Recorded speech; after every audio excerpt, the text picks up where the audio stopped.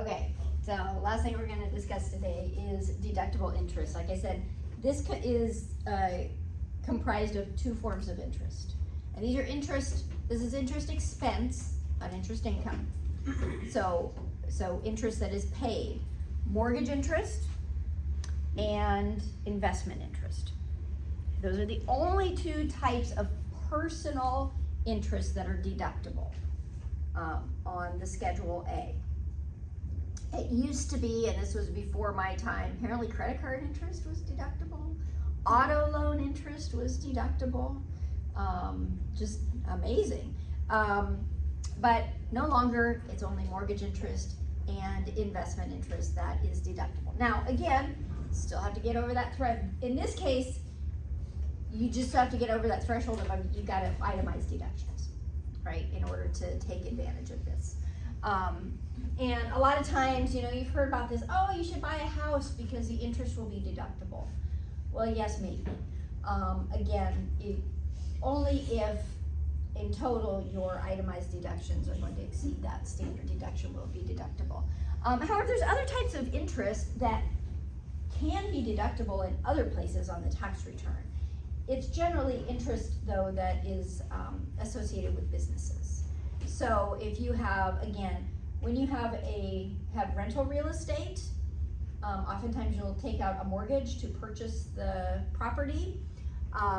The interest on that rental real estate property then would be deductible as an ordinary and necessary expense on the Schedule E, which pertains to rental real estate.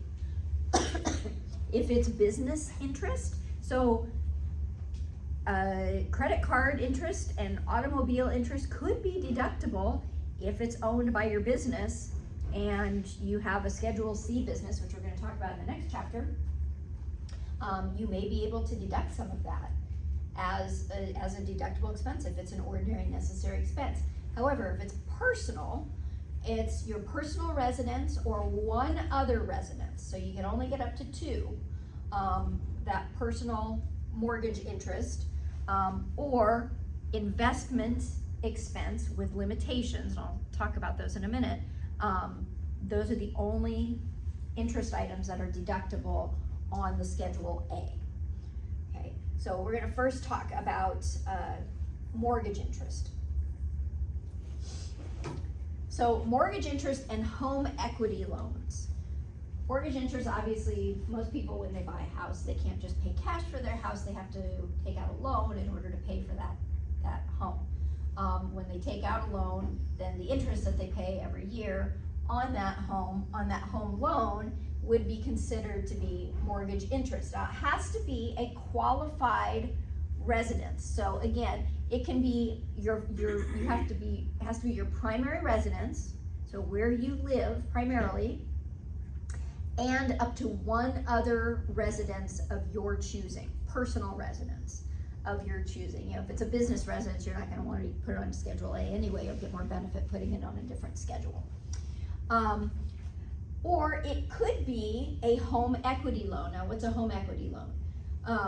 When you own a home and you pay down that, every time you make a payment, part of that payment is going toward paying down the principal on the loan, so that ultimately you hope that the home is paid off. You can then subsequently take out another loan against the equity that is in your home. Some of you may be familiar with this, some of you may not. That's why I'm kind of talking about it on a basic level. That home equity loan, the interest that you pay on that home equity loan, oftentimes called a second mortgage, can be deductible as well, as long as the funds are used for particular purposes. Okay, it has to be, the interest that is paid has to be paid on acquisition indebtedness or a home equity loan that is secured by a qualified residence, meaning they can take the home from you if you don't make the payment. And it has to be debt that is incurred to acquire, construct, or substantially improve any qualified residence. So you can take out a home equity loan to build a deck on your home. and that interest that you pay on that would then be deductible. You can't get a deductible home equity loan if you take out a loan and then pay off credit cards, right, with those funds. So it has to be to do one of those things: acquire, construct, substantially improve any qualified residence. So here we've got taxpayer has a large unsecured personal line of credit with the local lending institution, borrows $35,000 to add another room to the existing residence. Does the interest charged by the institution on the $35,000 qualify as residence interest? No, it doesn't, because the home is not, it can't come and take the home. It's a personal line, it's just a personal loan. It's not a loan that is secured by the property, okay? So both of those things have to be there. Now there's also a limit as far as the amount of indebtedness that you can have on the loan and the interest be deductible. So the limit is $750,000. That's for married filing jointly or single, but it's not for, so for married filing separate, the limit is $375,000. So that means that the principal amount of indebtedness cannot be more than $750,000. So if you buy a home for $1 million and you put 20% down, which is $200,000, your principal indebtedness is $800,000. You are $50,000 over that $750,000 aggregate limit. That means that not all of your interest is going to be deductible. You'll have to prorate it based on the amount that is deductible and the amount that isn't deductible. That limit used to be $1 million. It changed again in 2017. So if you still have a home that was purchased for over $1 million, or your principal indebtedness was over $1 million, and you purchased it before that time, and you haven't refinanced it, then you can still have that $1 million debt limit. So it's grandfathered in. And that includes all loans on it.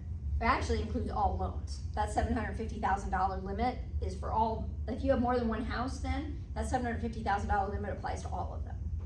So, which, you know, back in 2017, $1 million and $750,000 seemed like, I mean, it is a lot of money, but homes these days, and if you think about if some people, if they have more than one home, I mean, you have a $300,000 home and a $450,000 home, and those are just average homes, you know, these days. That gets you to your $750,000. So here we got Katrina and Marcus married. They have debt of $580,000 to build their new personal residence. The following year, they decide to build a vacation home at the beach, and they borrow an additional $200,000 to build it. Their acquisition indebtedness is limited to $750,000. So the additional interest on the excess $30,000 of indebtedness would not be allowed. So they could not take a deduction for the entire amount of mortgage interest. It applies on a per taxpayer basis, not on a per residence basis. So a married couple filing jointly is seen as effectively being one taxpayer, and thus subject to the overall limit. An unmarried couple that owns a property together would be subject to a mortgage interest deduction of up to $750,000 per individual. So if you're single, still filing single, but you're together owning a property, you each get that $750,000 limit. So there's a marriage penalty there. We see that every now and then still in the tax code. Also applies to the home equity interest deduction. So in total, to all home acquisition indebtedness per taxpayer. I already talked about what home equity loans are. I already talked about that as well.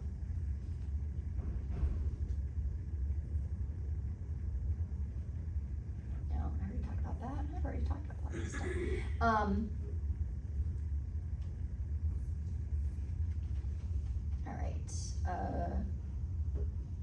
Home equity, so home equity line of credit and a home equity loan, they're just kind of different.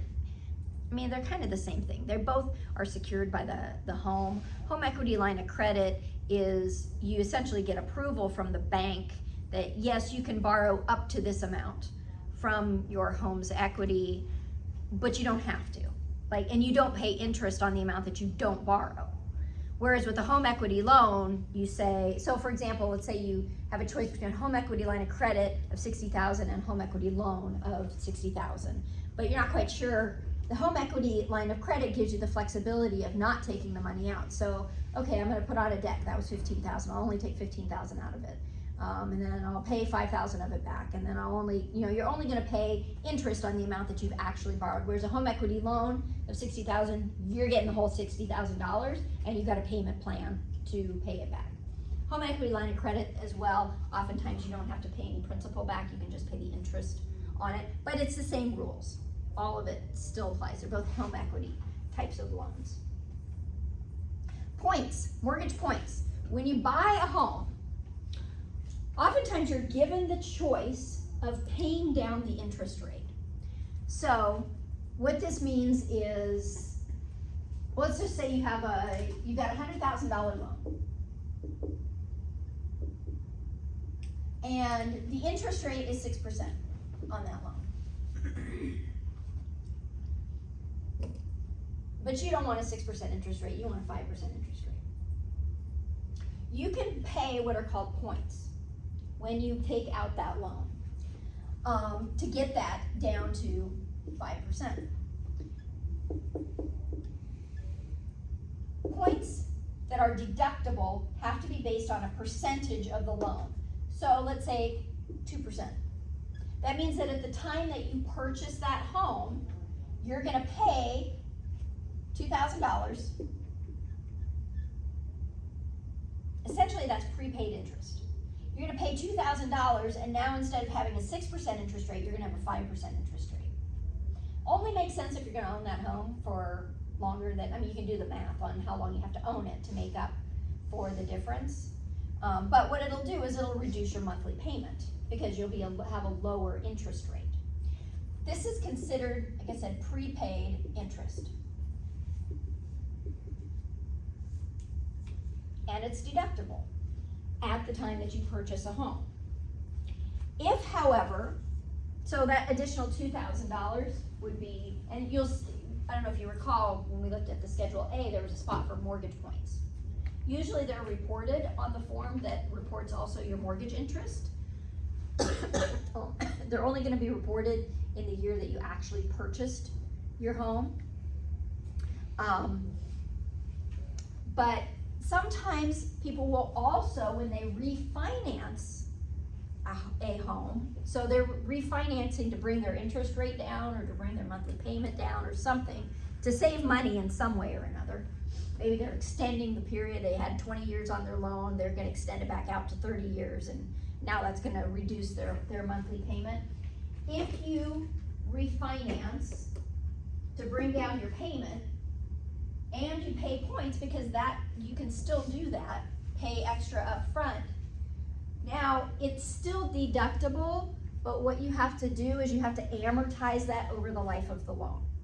You can't just take the full $2,000 up front. You gotta spread it over the 30 years or 15 years or however long your loan is, okay? So these, but these points, like I said, it's considered, because if you hadn't paid $2,000 now, at some point in here, you would have been paying $2,000, provided you still owned that home, right, in the form of an additional interest rate. Okay. So mortgage points, it has to be points. It has to be, there are other items called like settlement fees, loan processing fees, loan origination fees. Those are not points. Those are usually a flat rate. In order for it to be deductible, it has to be based on the amount of the loan. So it has to be a percentage of the loan. Usually you'll find those, well, oftentimes you'll find them on the form that the mortgage company sends out. It's called the 1098 form. 1098s are issued every year to show how much mortgage interest was paid. And if points were paid, it will usually be on that 1098, but sometimes it's not. And you have to actually look at the purchase agreement for the home. That's why when you have clients and they've purchased or sold a home during the year, you always ask for a copy of the settlement statement for that home, because there's information on there that could be beneficial or detrimental to the taxpayer, but information that you need.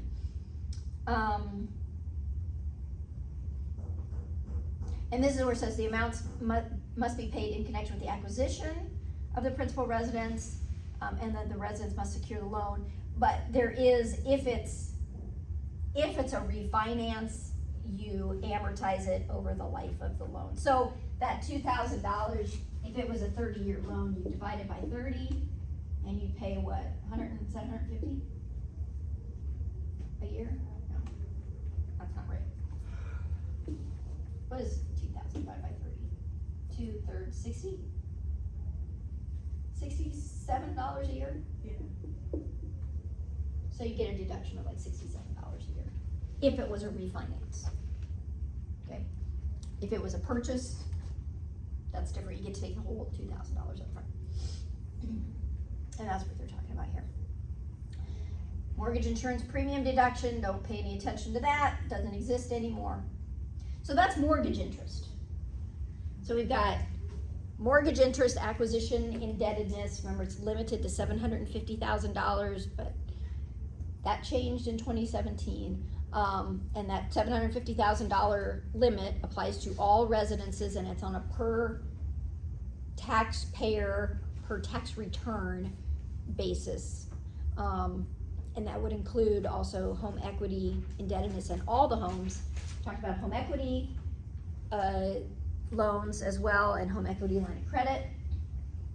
And then we talked about mortgage points as well. When you're filling out the, I don't know if it shows it here. I'm gonna hold on a second.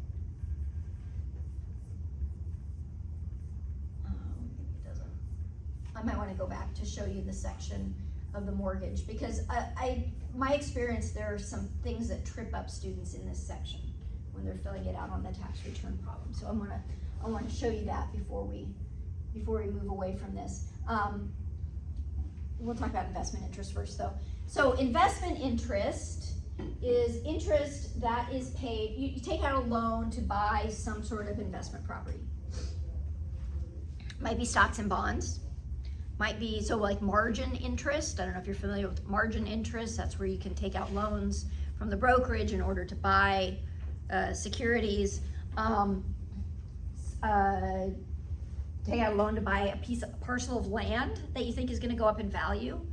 It depends on what your intent is. If it's an investment, then it's considered to be investment interest if you're paying that, if you took out a loan for that. Investment interest is deductible, but it's limited to the amount of investment income during the year. That means that investment income can be from any source. So it doesn't have to be from the exact same property that you took out the loan for. Does that make sense? So you could have, say you took out a loan to buy a parcel of land. Took out a $10,000 loan to buy a parcel of land, and you paid $1,000 of interest on it, okay? Write that down.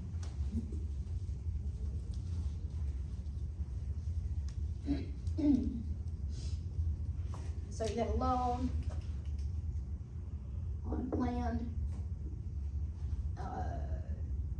purchase price is $10,000, and interest for the year paid was $1,000. So you get a 10% interest rate.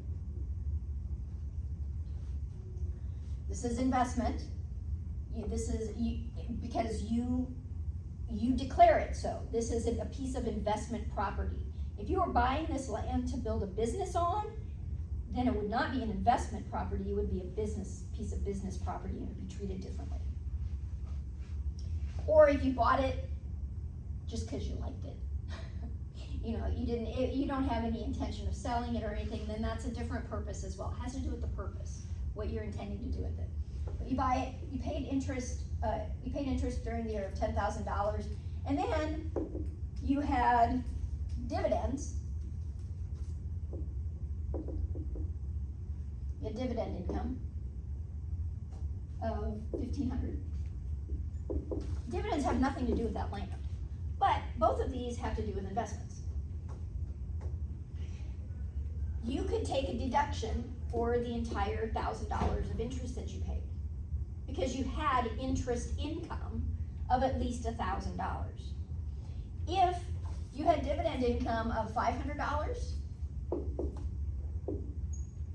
the most that you could take as far as investment interest is a $500 deduction. It's limited to the amount of investment income that you have, but the investments don't have to be related to each other. Okay.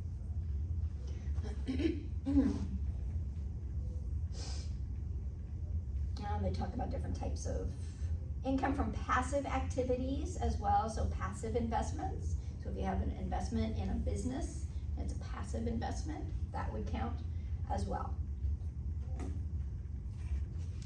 Let's see, what else do I want to say here? Oh, here's the mortgage interest statement.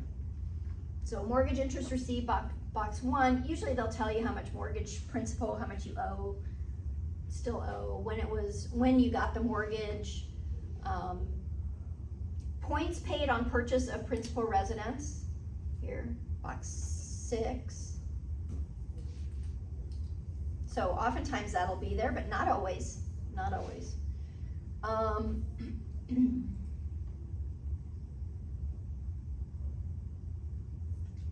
Let's see, I want to look at the, where is it? There it is. No, that's not it. Do they have it here? I may have to go back to the Schedule A. Sorry, making y'all dizzy. All right, I'm gonna go back to the Schedule A because I want to show you where each of these items is.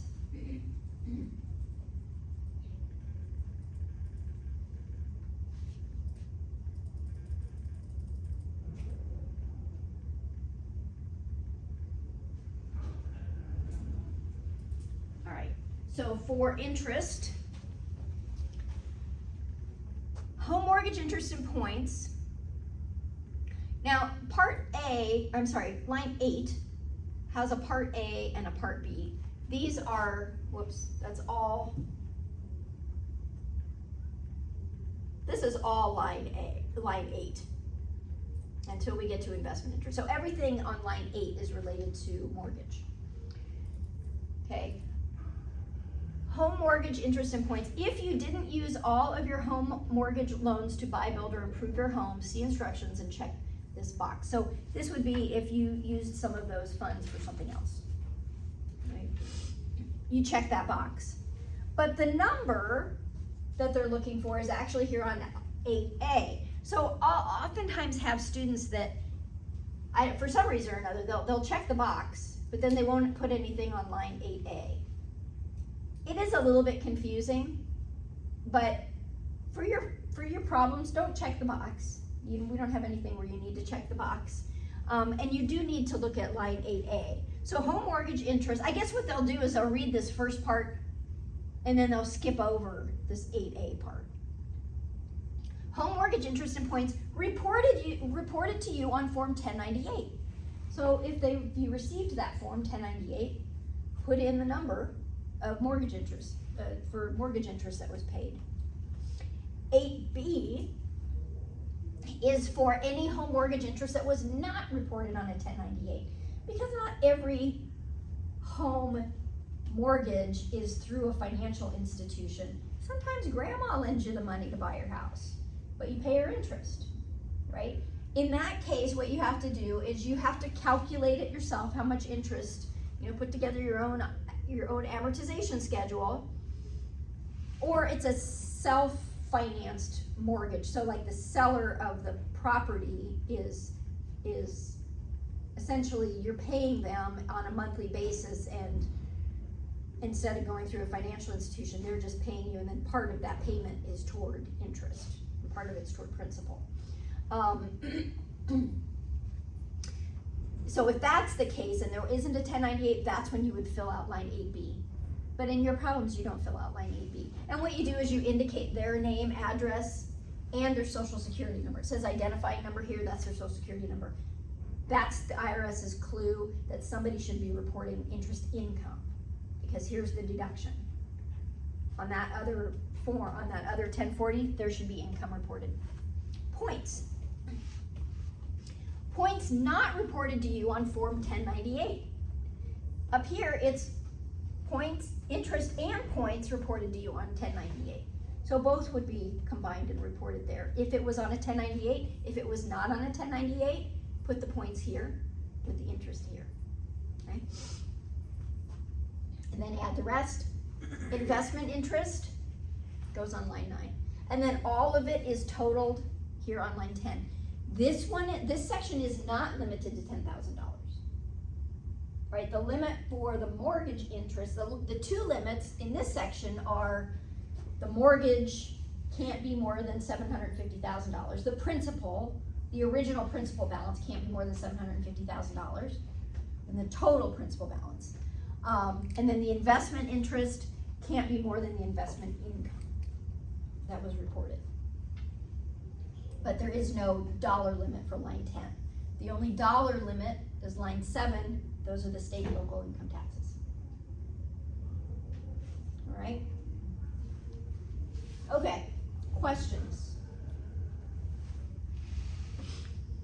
That was a lot. So,